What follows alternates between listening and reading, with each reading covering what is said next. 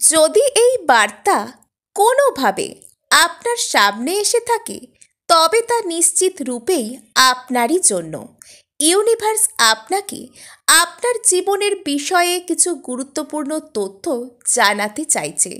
যদি এতদিন আপনি শুধুমাত্র অপেক্ষার পর্যায়েই ছিলেন, আপনি কারোর জন্য ব্যাকুলভাবে নিজের এনার্জিকে দিয়েছেন, নিজের সমস্ত ভালোত্ব, সমস্ত সততা দিয়ে কাউকে নিজের জীবনে আকর্ষণ করতে চেয়েছেন, আপনি চেয়েছেন তার সঙ্গে ভালো থাকতে, শুধু তাই নয়, সামনের মানুষটাকেও আপনি ভালো রাখতে চেয়েছেন। আপনি চেয়েছেন আপনার সমস্ত সুখ দুঃখটুকু সেই মানুষটার সাথে ভাগ করে নিতে, নিজের সমস্ত সুখ, সমস্ত পজিটিভিটি, সমস্ত ভালো কিছু আপনি তাকে দিতে চেয়েছেন। তার সমস্ত দুঃখকে হিল করতে চেয়েছেন। তার সমস্ত দুঃখকে আপনি যেহেতু নিজের মধ্যে আকর্ষণ করে নিয়েছেন, আপনার মধ্যে ব্যাকুলতা, আকুলতা এবং ওই যে একটা অভাবের বোধ, সেইটা আপনার মধ্যে প্রকট হয়ে উঠেছে। আজকে আপনার ভীষণ একা লাগছে।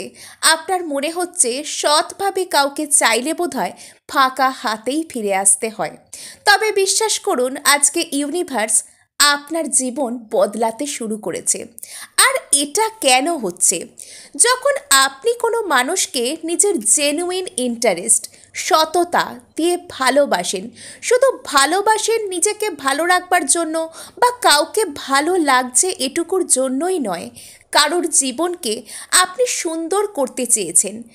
তার জীবনে হয়তো অনেক কষ্ট ছিল, অনেক কমতি ছিল, কোনো জায়গা থেকে সেই ব্যক্তি হয়তো অনেক আঘাত পেয়েছিলেন, তিনি আঘাত পেয়ে পেয়ে পাথরে পরিণত হয়েছিলেন। আর আপনি সেই সময় তার পাশে ছিলেন, তার সমস্ত আঘাতকে আপনি হিল করেছেন।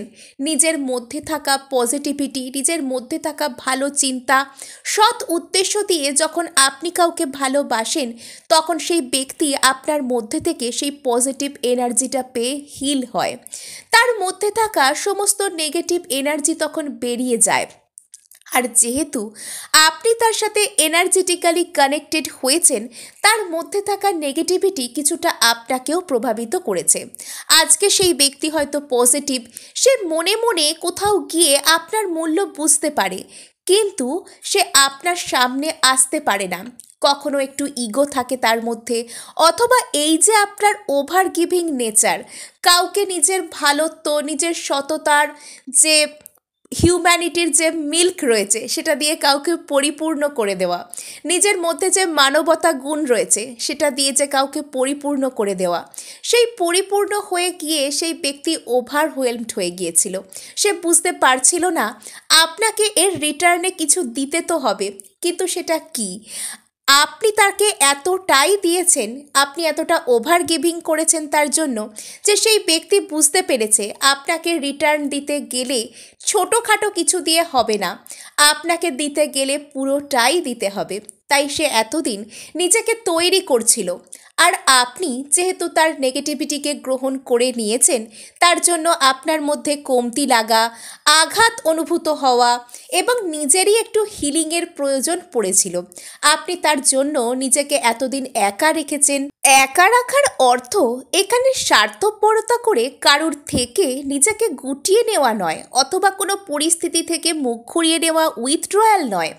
যখন আপনার ভিতরে নেগেটিভিটি অতিরিক্ত পরিমাণে জমা হয়ে যায়, অথবা কোনো পরিস্থিতি থেকে, কোনো ব্যক্তি থেকে আপনার হিলিংয়ের প্রয়োজন হয়, তখন ব্রহ্মাণ্ড আপনাকে একা করে দেয়, যাতে আপনি নিজের উপর ফোকাস করতে পারেন।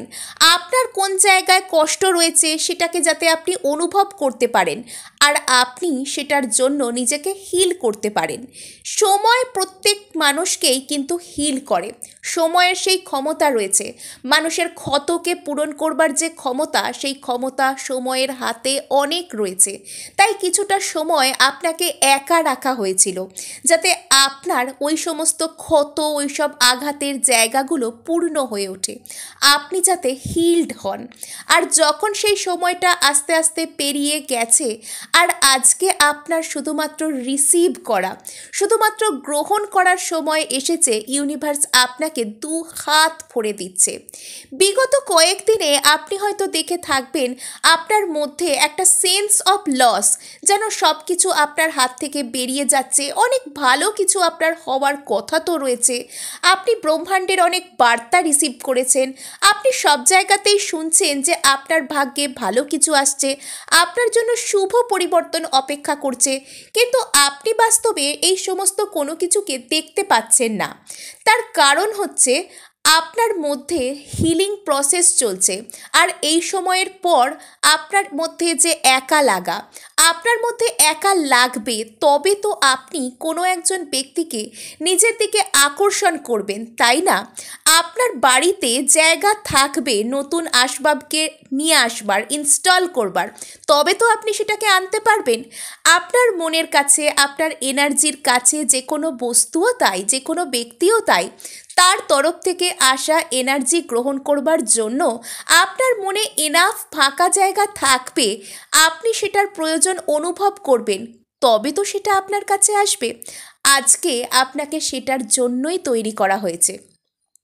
আপনি রিসিভ করতে চলেছেন যে ভালোবাসা আপনি ডিজার্ভ করেন, যে কোনো ব্যক্তির কাছ থেকে, যার জন্য এতদিন আপনি দিয়েই এসেছেন, শুধুমাত্র শুধুমাত্র স্বার্থ ত্যাগ করেছেন বলে আপনার মনে হয়। আসলে আমাদের জীবনে সব কিছু পাবারই একটা বোধহয় নির্দিষ্ট সময় থাকে, আর সেই নির্দিষ্ট সময়টা ঠিক কোনটা, এটা ঈশ্বরের থেকে ভালো আর কেউ বোঝে না। আমরা সবসময় এটা ভাবি যে আমাদের এক্ষুনি এটা চাই, আমাদের তক্ষুনি সেটা চাই, কিন্তু ব্রহ্মাণ্ড জানে, ঈশ্বর জানেন যে কখন কোন জিনিসটা আমাদের প্রয়োজন, কখন কোন জিনিসটাকে আমাদের জীবনে পাঠাতে হবে, আর কখন কোন জিনিসটাকে আমাদের জীবন থেকে তুলে নিতে হবে, যাতে আমরা নিজের সঠিক মূল্যটাকে বুঝতে পারি, আমরা নিজের মধ্যে থাকা সঠিক সম্ভাবনাকে আবিষ্কার করতে পারি, আমরা নিজের ক্ষতকে নিজেরা নিরাময় করতে শিখি।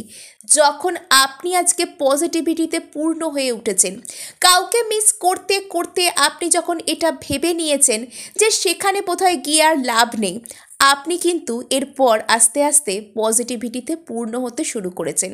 কেননা আজ পর্যন্ত আপনি যতটুকু এনার্জি সামনের জনকে দিয়ে দিচ্ছিলেন, এবার আপনি কিছুটা এনার্জি নিজের কাছেও রাখছেন, নিজেকে দিচ্ছেন।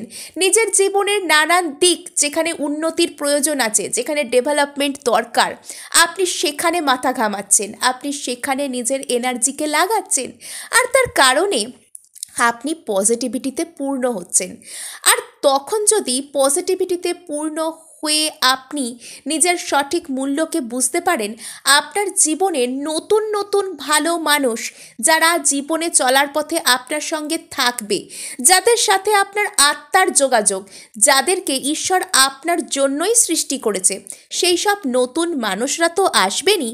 তার সাথে সাথে যাকে আপনি এতদিন উপকার করেছিলেন, যাকে আপনি এতদিন হিল করেছিলেন, যাকে এতদিন আপনি আপনার পিওর এনার্জি সততার সাথে দিয়ে এসেছিলেন, অর্থাৎ কোনো একজন ব্যক্তি, ওই যাকে আপনি ভালো রাখতে চেয়েছিলেন, যার ভালো করতে চেয়েছিলেন, যাকে আপনি ভালোবেসেছিলেন সততার সাথে, সেই ব্যক্তিরও অবচেতন মন কিন্তু জানে যে আপনি একমাত্র তার জন্য ভালো।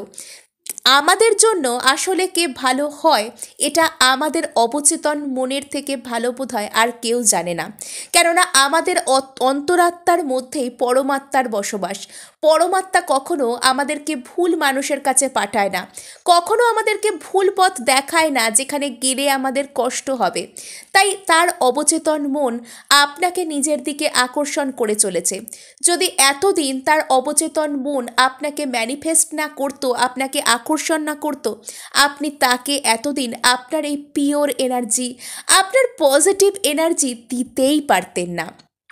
আর আজকে হয়তো আপনার মনের মধ্যে কখনো খুব রাগ আসছে, কখনো আপনি খুব খুশি হচ্ছেন, কখনো আপনার মনের মধ্যে দুঃখ বেদনার অনুভূতি হচ্ছে, বিনা কারণেই আপনার চোখ দিয়ে জল বইতে শুরু করছে। আপনি জানবেন কোনো একজন ব্যক্তির খুব গভীর এনার্জিতে, খুব গভীর চিন্তাভাবনার মধ্যে আপনি রয়েছেন। আপনার জীবনে সমস্ত দিক থেকে অপশনস ওপেন হতে শুরু করেছে। আপনি নতুন ভালো জিনিসও যেরকম পাবেন, পুরনো যা কিছু আপনাকে ছেড়ে চলে গিয়েছিল সেই সমস্ত কিছু আপনার কাছে ফিরে আসবেই শুধু নয়, এবার আর আপনাকে সেটা কষ্ট দেওয়ার জন্য আসবে না, এবার সেটা আসবে আপনাকে পরিপূর্ণ করার জন্য।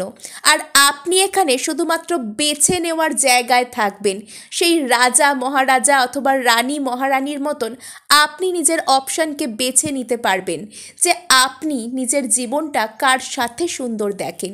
কেননা এখন আপনি বুঝে গেছেন যে কি করে নিজেকেও ভালো রাখতে হয়, এবং নিজে ভালো থাকলে তবেই আপনি অপরকে ভালো রাখতে পারবেন।